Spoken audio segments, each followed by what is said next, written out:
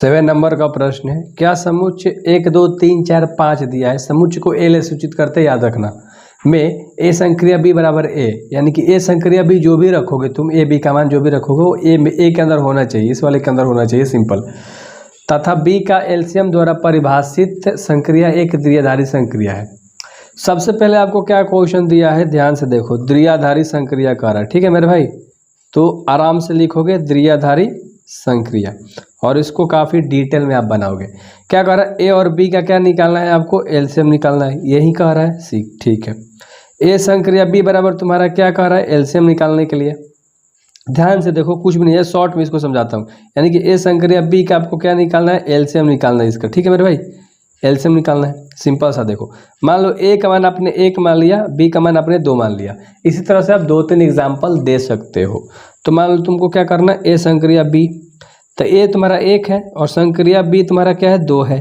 1 और 2 का आप एलसीएम निकालोगे तो क्या आ जाएगा, 2 आ जाएगा, सिंपल सा बात है।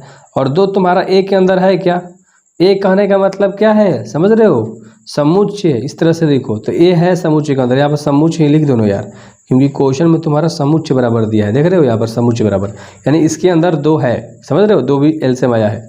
अब मान लो ए का मान आपने 3 ले लिया और बी का मान आपने 4 ले लिया। ए संक्रिया बी पे आपको अप्लाई करना है, ए के अंदर होना चाहिए, ठीक है, यहाँ पर भी लिख लो, ठीक है। ए तुम्हारे पास 3 है और बी तुम्हारे पास कितना है मेरे भाई, 4 है।